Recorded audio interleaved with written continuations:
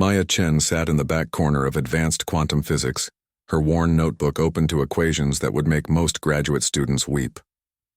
At 17, she looked like any other high school student.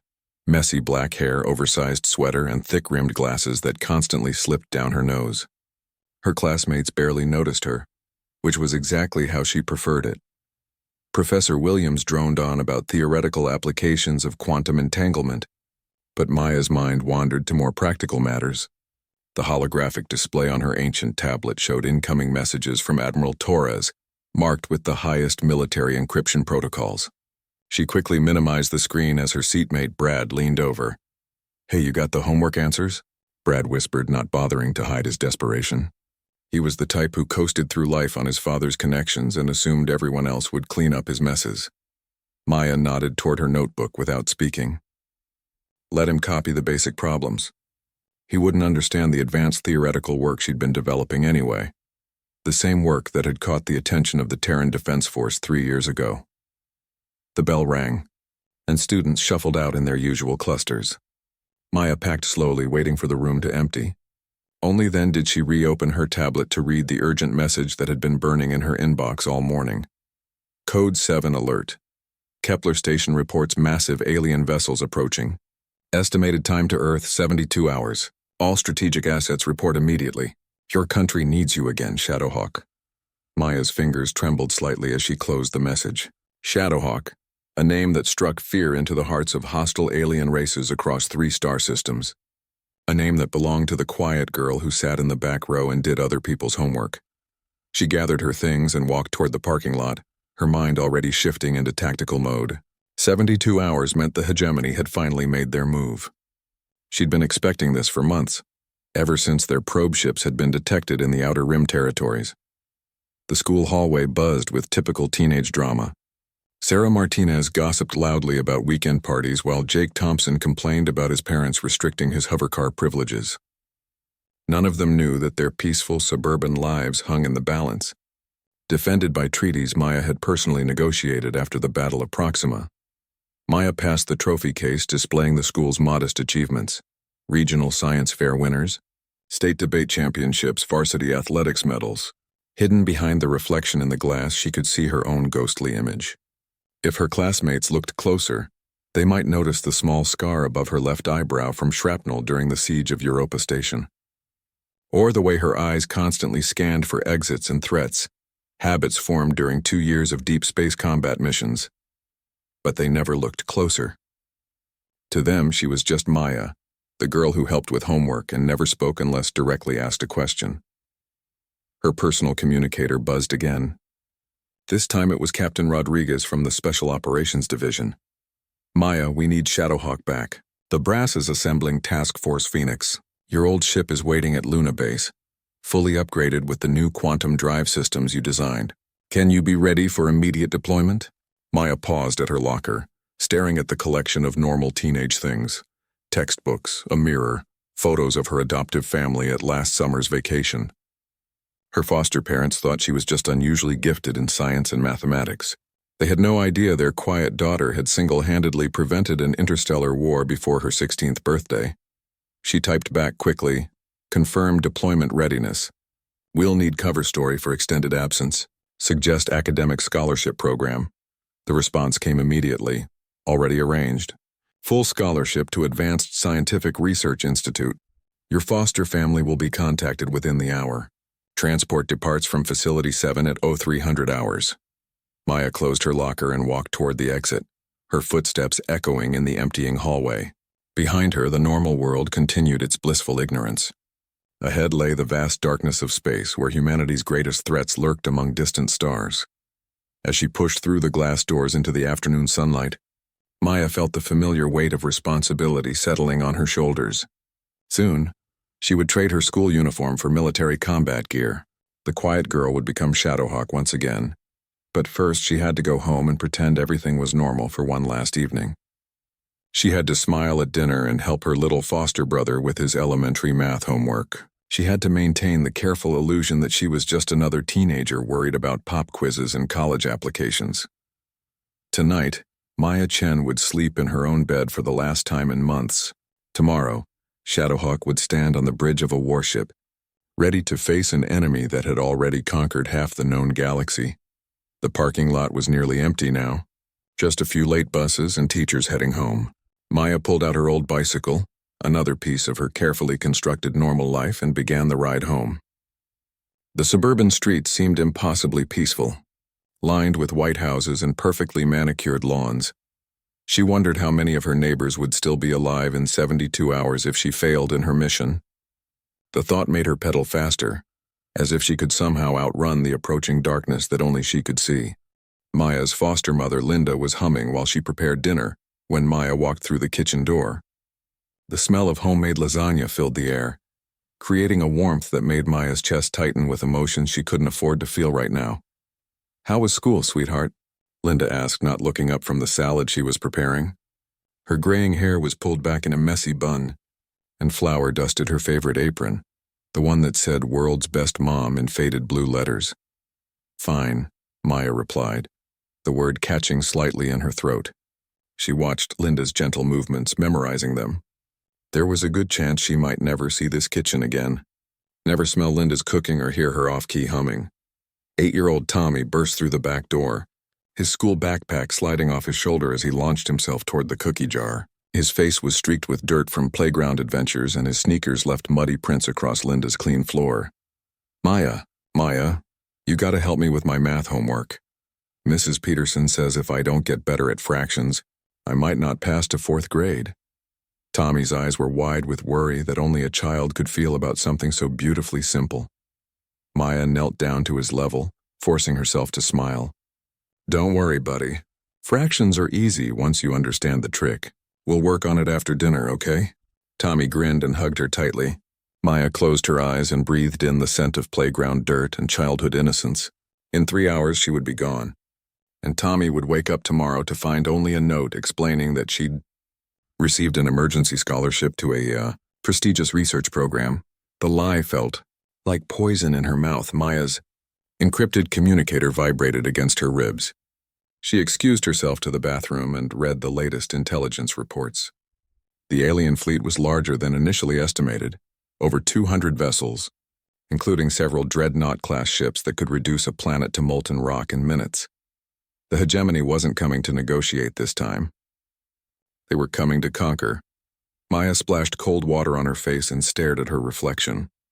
The girl in the mirror looked so ordinary, so forgettable, but behind those brown eyes lay memories of battles fought in the cold vacuum of space, of enemy commanders who had learned to fear the name Shadowhawk.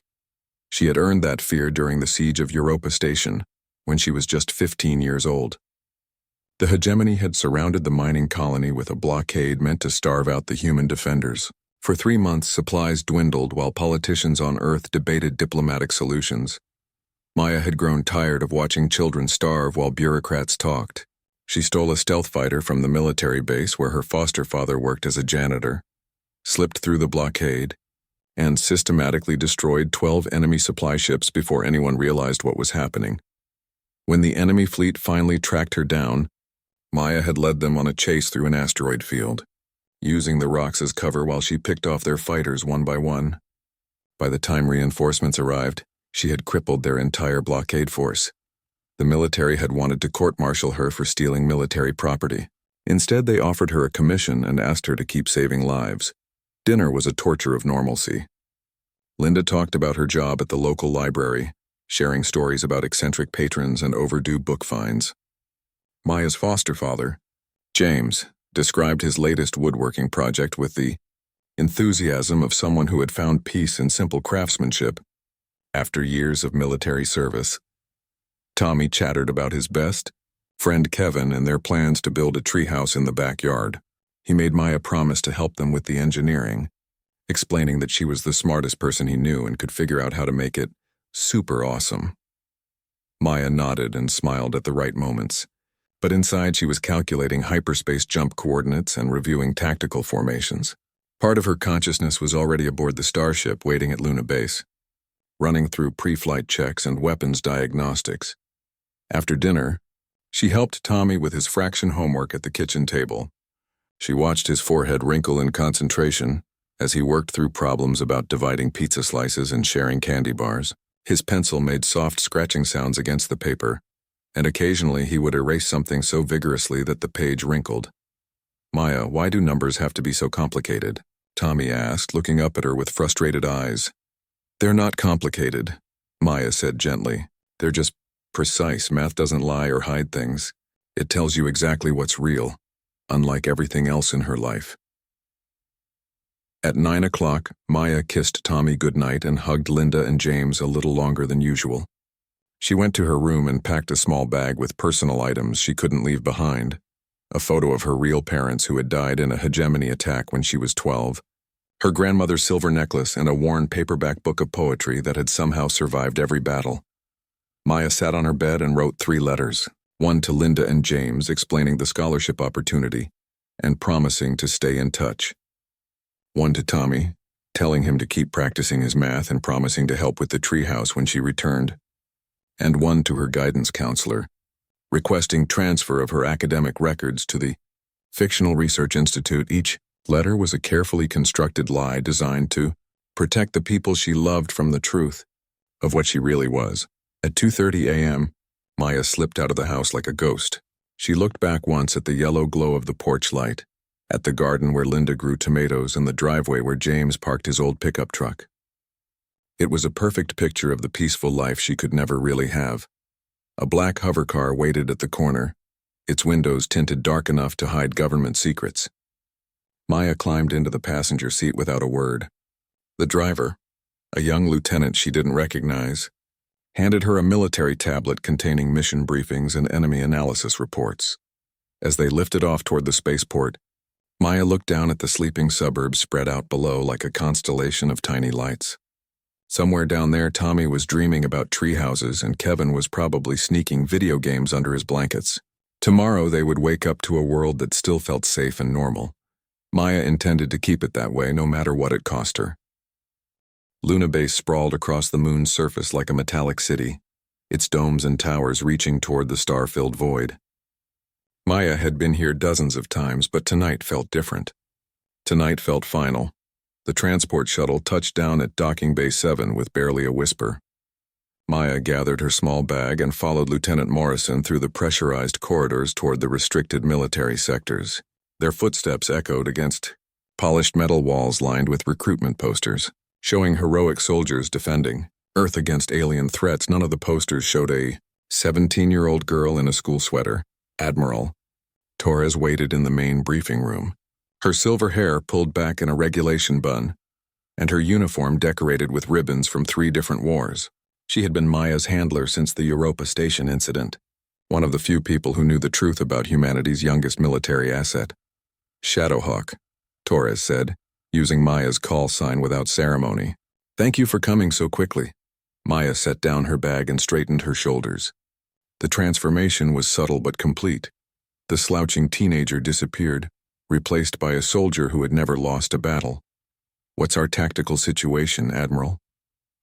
Torres activated the holographic display at the center of the room. A 3-dimensional map of local space appeared, showing Earth at the center and the approaching hegemony fleet as red dots along the outer rim. 214 enemy vessels confirmed, including 8 dreadnoughts and 47 heavy cruisers. They're moving in a standard conquest formation, overwhelming force designed to break our defenses through sheer numbers.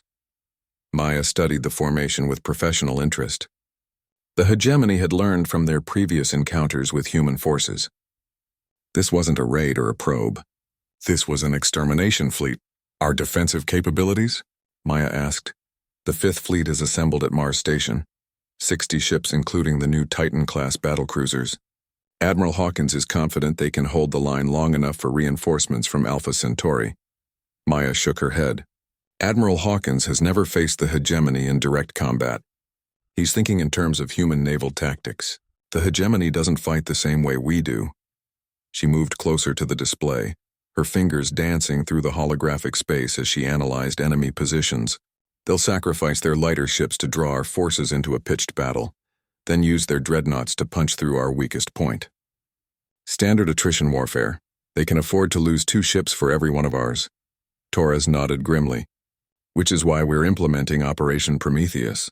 Your old ship has been fully upgraded with the new quantum drive systems you designed. We're hoping you can do what you did at Europa Station but on a larger scale." Maya's mouth tightened. Europa Station had been different. A desperate gambit by a 15-year-old who was too young to understand the odds against her. Now she knew exactly how impossible this mission would be. "Show me the ship." They took a transport elevator down to the military docks, where Maya's vessel waited in Maintenance Bay Alpha. The TDF Wraith looked like a predator even while docked, sleek black hull covered in sensor-absorbing materials, engines powerful enough to outrun anything in space, and weapons systems that could disable ships 10 times her size. Maya ran her hand along the hull plating, feeling the familiar thrum of power beneath her fingertips. This ship had been her home for more time than the house she'd just left behind. "We've installed the new quantum entanglement communication array you requested," Torres said. "Real-time coordination with Fleet Command, even during hyperspace jumps. What about the experimental weapons?" "The plasma lance prototypes are mounted and tested. Your gravitational mine launchers are loaded with enough ordnance to create artificial singularities, and we've added something special, a prototype temporal distortion field that should give you a few seconds of subjective time advantage in combat." Maya nodded approvingly. The temporal field had been her idea, based on observations of hegemony technology during the Proxima engagement. A few seconds might not sound like much, but in space combat, it was the difference between life and death. Captain Rodriguez appeared from inside the ship, carrying a datapad thick with technical specifications. "All systems check out, Shadowhawk. She's ready for immediate deployment." Maya looked around the docking bay at the dozens of technicians and engineers who had worked around the clock to prepare her ship. They knew her only as Shadowhawk, humanity's secret weapon against the alien threat. None of them would believe that just 6 hours ago she had been helping an 8-year-old boy with fraction homework. "I'll need a complete intelligence package on hegemony fleet movements," Maya said. "Real-time updates on their command structure, ship specifications, and any changes in their tactical doctrine since Proxima." "Already loaded into your ship's computer," Torres replied. "We've also included psychological profiles of their fleet commanders. The entity commanding this force is someone new, calls itself the Harvester. Our xenopsychology team thinks it might be more aggressive than previous hegemony leaders." Maya absorbed this information with the calm efficiency of someone who had learned to process life-or-death intelligence before most people learned to drive. The hegemony's command structure was fluid, with leadership positions filled by whatever alien species showed the most tactical brilliance. If they had promoted someone new to lead this massive fleet, it meant they considered Earth worth their best effort. "Timeline for engagement?" she asked. "Hegemony forces will reach Mars Station in 58 hours. Fifth Fleet will engage them there in what Admiral Hawkins hopes will be a decisive battle. Your mission is to use the chaos of that engagement to penetrate their formation and target their command vessels." Maya nodded. It was a sound strategy, assuming she could somehow survive long enough to reach the enemy commanders while surrounded by over 200 hostile ships. She climbed the boarding ramp and breathed in the familiar scent of her ship, recycled air mixed with ozone from the electronics and the faint metallic tang of weapon systems. The cockpit wrapped around her like a second skin, every control positioned exactly where her hands expected to find them. Maya strapped herself into the pilot's seat and began the startup sequence. Systems came online one by one: engines, weapons, shields, sensors. The ship's artificial intelligence, which she had programmed herself, greeted her with a soft chime. "Welcome back, Maya. All systems operational. Shall I plot a course for the Mars engagement zone?" "Not yet, Arya," Maya replied. "First, I want to review the enemy formations one more time. If I'm going to save Earth, I need to understand exactly what we're up against." Outside the cockpit window, she could see Earth hanging in the void like a blue and white marble. Somewhere down there, Tommy was sleeping peacefully in his race car bed, probably dreaming about tree houses and playground adventures. Linda was curled up next to James, safe in the illusion that their biggest worry was paying the mortgage and getting Maya through her senior year. Maya's hands moved across the control panels with practiced precision, preparing her ship for what might be humanity's final battle. In less than 2 days, she would either return home as a hero or die alone in the cold darkness of space. Either way, Tommy would never know that his quiet foster sister had saved his world. The battle at Mars Station began exactly as Maya had predicted. Admiral Hawkins deployed the Fifth Fleet in a traditional defensive formation, confident that superior human technology would overcome the hegemony's numerical advantage. Maya watched the engagement unfold from her concealed position behind one of Mars's smaller moons, her sensors tracking the massive space battle with clinical precision. The hegemony fleet emerged from hyperspace like a plague of metallic locusts, their ships spreading across local space in a formation that seemed chaotic, but was actually carefully calculated. Maya recognized the tactical pattern from her studies of their previous campaigns. They would use their lighter vessels as expendable screening forces while positioning their dreadnoughts for maximum devastating impact. Area, are you recording all enemy ship movements? Maya asked her ship's AI. Affirmative. I'm also analyzing their communication frequencies and command protocols. The entity calling itself the Harvester appears to be coordinating from the central dreadnought, the vessel designated as Hegemony Prime. Maya studied the massive ship through her telescopic sensors. Hegemony Prime was larger than anything she had encountered before, its hull bristling with weapons that could crack planets.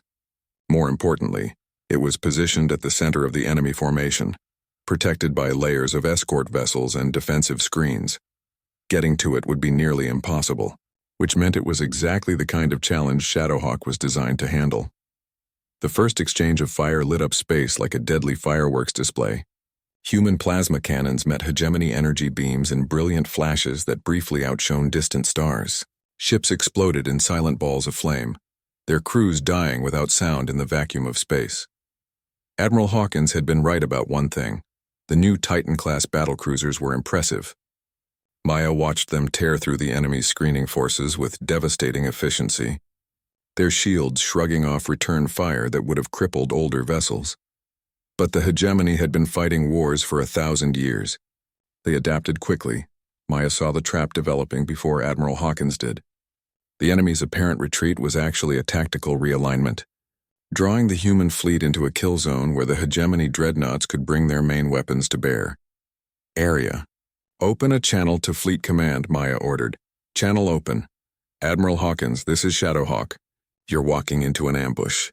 The enemy retreat is a feint designed to draw you into range of their heavy artillery. Admiral Hawkins's voice crackled back over the communication link, barely audible over the static of battle. Shadowhawk, we have the situation under control. The enemy is in full retreat. We're pursuing to prevent their regrouping. Maya watched in horror as the human fleet pressed forward, chasing what they thought was a routing enemy force. She could see what Hawkins couldn't. The hegemony dreadnoughts moving into position like pieces on a vast chessboard. Admiral, you need to pull back immediately. They're setting up a crossfire pattern that will... 8 hegemony dreadnoughts opened fire simultaneously. Space erupted in a hellish display of destructive energy as beams of concentrated plasma tore through the human formation. Maya watched the Titan-class battlecruiser Defiant simply vanish in a flash of white light. Its entire crew vaporized in an instant. The cruiser Yorktown broke apart like a toy, its hull plates spinning away into the void. In less than 30 seconds, Admiral Hawkins lost a third of his fleet. All ships, retreat to defensive positions. Hawkins's voice was tight with shock and growing desperation. Reform the line at Mars Station. But it was too late. The hegemony had them exactly where they wanted them, scattered, demoralized, and dying. Maya gripped her control stick and felt the familiar calm that always descended when death was close.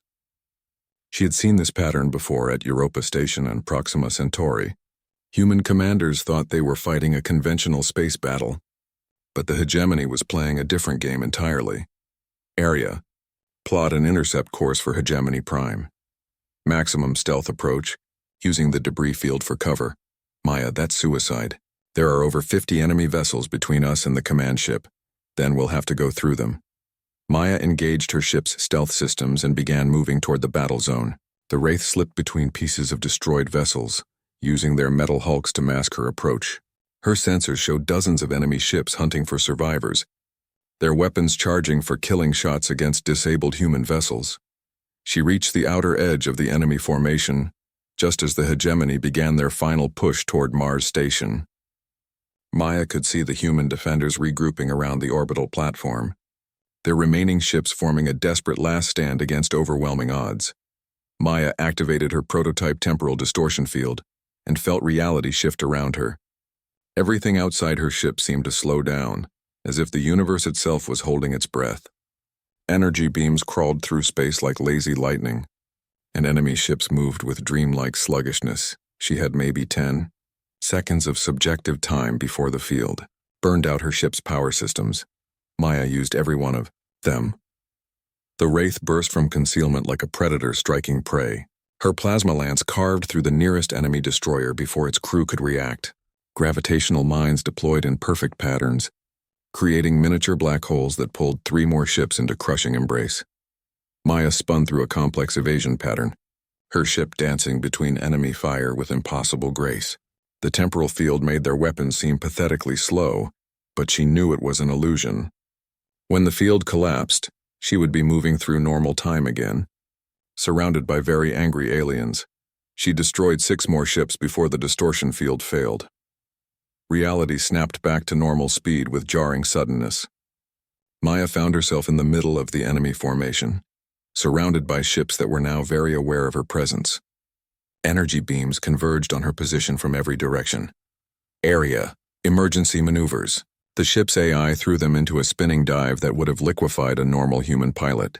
Maya's enhanced reflexes and years of combat experience barely kept her conscious as gravitational forces tried to tear her apart. A hegemony cruiser exploded to her left, victim of her gravitational mines.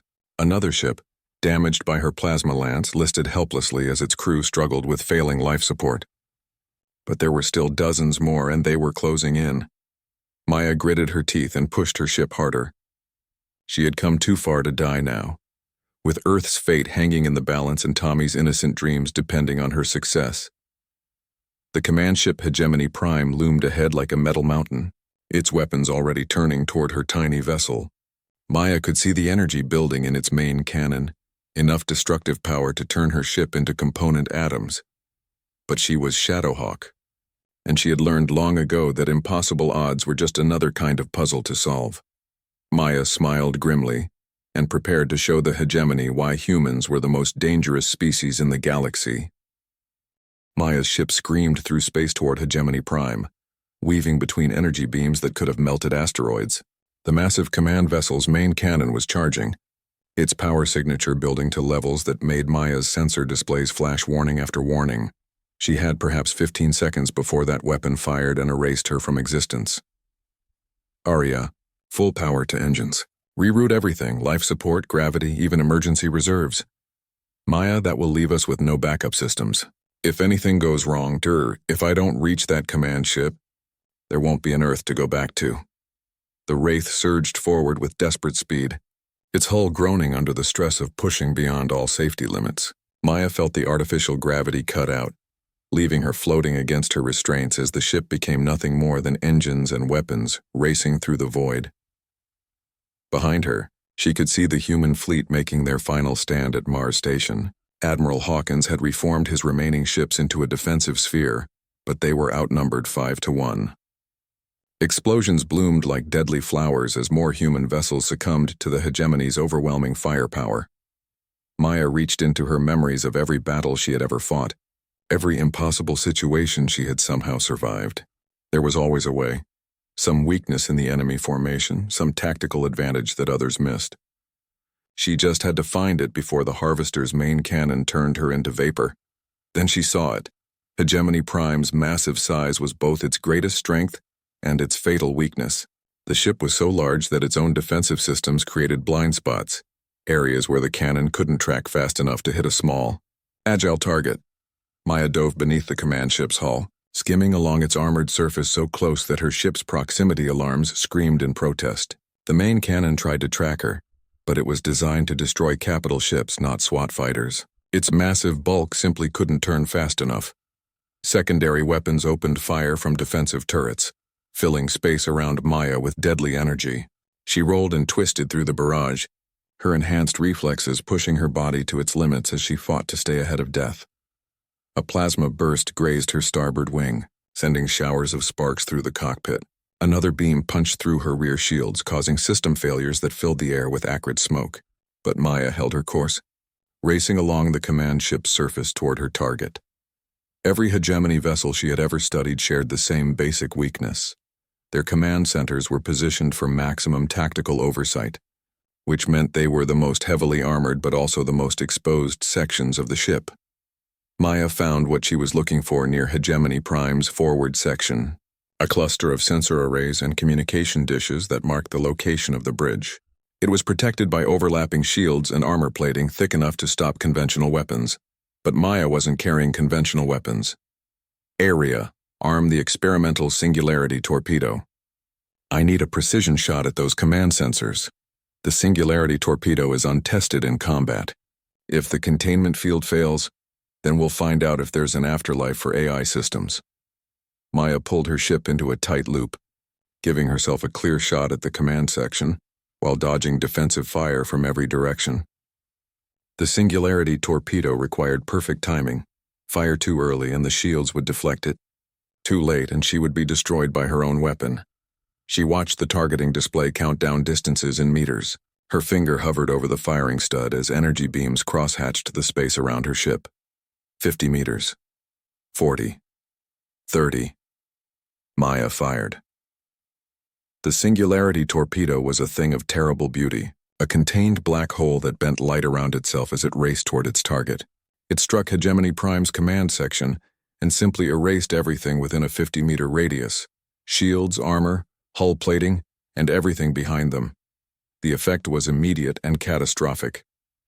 Without its command center, the massive ship began to drift, its weapon systems falling silent as automated systems struggled to maintain basic operations. More importantly, the loss of the Harvester's direct control sent confusion rippling through the entire enemy fleet. But Maya's victory came at a cost. The proximity to the Singularity torpedo's detonation had damaged her ship's systems beyond repair. Her engines were failing, her weapons were offline, and life support was reading critical failures across all primary systems.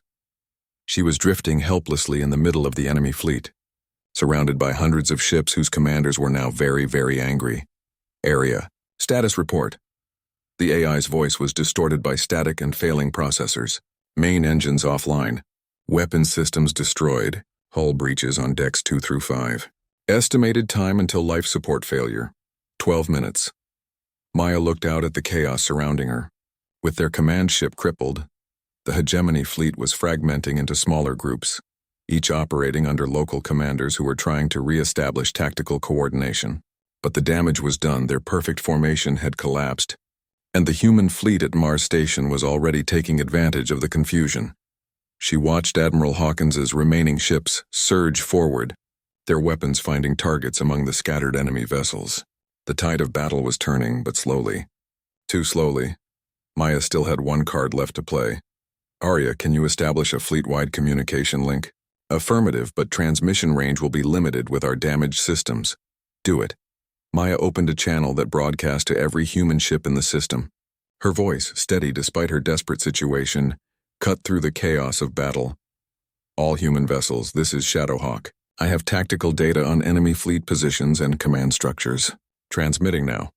She uploaded everything Arya had recorded during their penetration of the enemy formation, ship positions, weapons configurations, command hierarchies, even the communication frequencies the Hegemony used to coordinate their movements.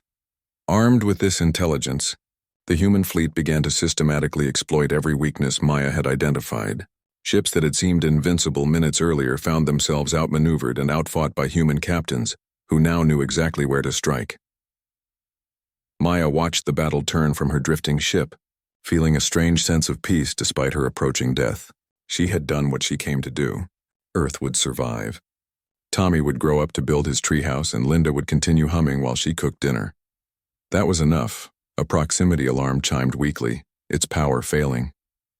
Maya looked up to see a human rescue ship approaching through the debris field. The vessel was scarred by battle damage, but it was moving under its own power and its weapons were still functional. Unknown vessel. This is Captain Rodriguez aboard the rescue ship Mercy. Prepare for emergency docking procedures. Maya smiled as she recognized the voice. Rodriguez had been one of her first commanding officers, a man who had seen her potential when she was just a 15-year-old girl with nothing but raw talent and desperate courage. Copy that. Mercy, I'll try to keep the lights on until you get here." As the rescue ship maneuvered alongside her dying vessel, Maya looked out at the stars and thought about the quiet girl who would return to high school in a few weeks. That girl would sit in the back row of advanced quantum physics, help classmates with homework, and pretend that her biggest worry was college applications. The docking clamps engaged with a solid thunk that vibrated through her ship's damaged hull. Maya gathered her few personal belongings, the photo of her parents, her grandmother's necklace, and the worn book of poetry that had somehow survived another battle. Captain Rodriguez appeared in her airlock wearing a full environmental suit, his face visible through the helmet's faceplate. He looked older than she remembered, with new lines around his eyes that spoke of too many battles and too many friends lost. "Shadowhawk," he said simply. "Hell of a thing you did out there." Maya unstrapped herself from her pilot's seat and floated toward the airlock. "Just doing my job, Captain." As they transferred to the rescue ship, Maya took one last look at the Wraith. The vessel that had been her home and her weapon was now just another piece of debris drifting in space. But it had served its purpose. The battle was won, and the hegemony fleet was in full retreat. Through the rescue ship's viewports, Maya could see the human fleet regrouping around Mars Station. Ships that had seemed doomed an hour earlier were now celebrating victory, their crews probably not realizing how close they had come to annihilation. "The official story," Rodriguez said as they settled into the passenger compartment, "is that an experimental AI drone carried out the mission against Hegemony Prime. The drone was unfortunately destroyed in the engagement, but it provided valuable tactical data that turned the tide of battle." Maya nodded. It was a good cover story. No one would question the loss of an unmanned drone, and it would keep her identity secure for future missions. "And Shadowhawk?" she asked. Shadowhawk was never here, just like always. The rescue ship began its journey back to Luna Base, carrying Maya away from the battlefield, where she had once again saved humanity from extinction. Outside the viewports, the stars looked the same as they always had, distant, cold, and infinite. But Maya knew that somewhere among those stars, enemy commanders were learning to fear the name Shadowhawk even more. Word would spread through the hegemony's command structure about the mysterious human pilot who could appear anywhere, strike with impossible precision, and vanish like a ghost. Let them fear. Let them wonder. As long as they stayed away from Earth, Maya was content to remain their nightmare. The rescue ship's engines hummed quietly as they accelerated toward home, carrying a 17-year-old girl who had just saved billions of lives and would never receive any credit for it. Maya closed her eyes and thought about tomorrow's chemistry test. She would need to review her notes on molecular bonding when she got back to school. After all, she couldn't let her grades slip just because she had been busy preventing the end of the world. 3 weeks later, Maya Chen walked through the front doors of Lincoln High School carrying a backpack full of textbooks and a head full of memories that would never appear in any history book. The morning sun streamed through the glass doors, casting long shadows across the polished floor where students hurried to their first period classes. Everything looked exactly the same.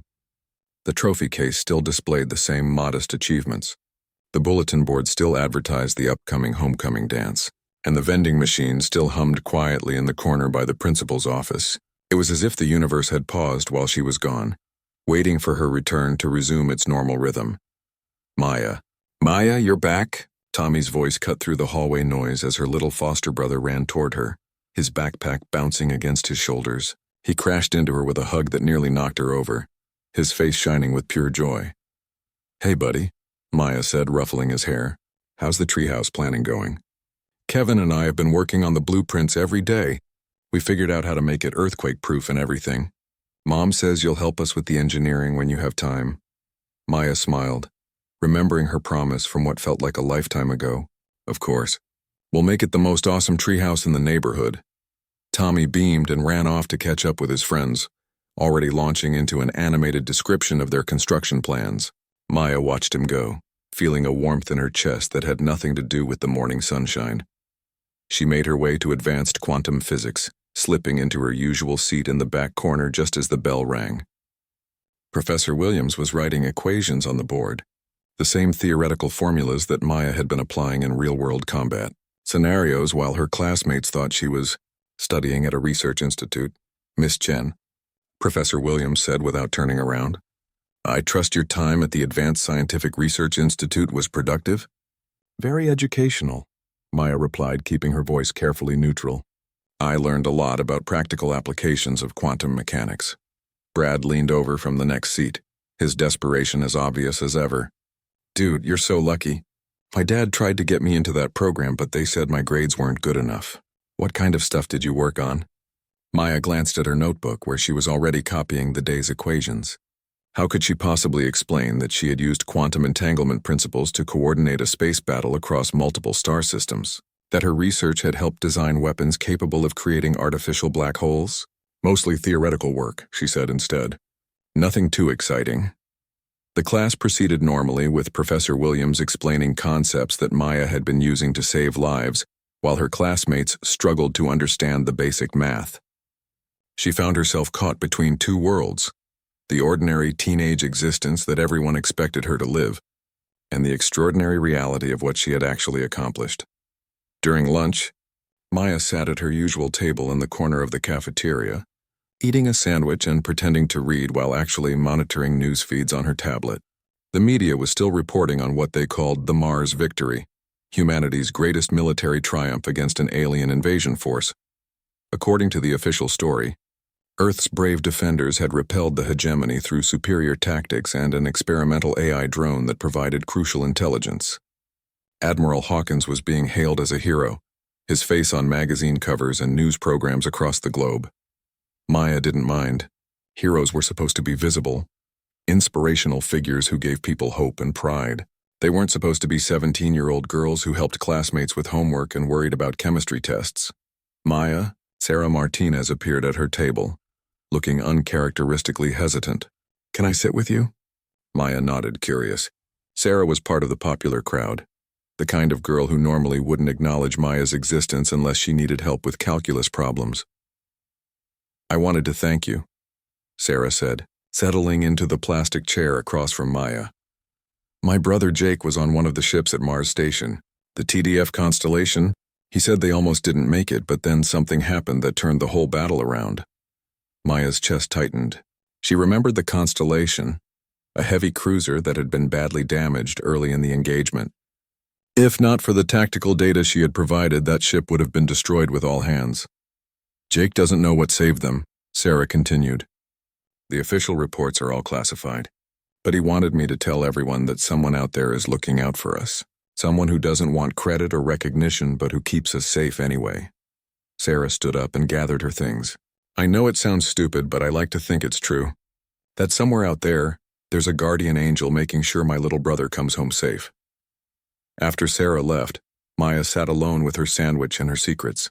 She thought about all the people who would never know how close they had come to extinction, never realized that their normal teenage concerns about homework and weekend plans had almost been rendered meaningless by alien weapons. The afternoon passed in a blur of familiar classes and routine interactions. Maya helped a struggling freshman with algebra, discussed the upcoming science fair with her chemistry teacher, and endured another request from Brad to copy her physics homework.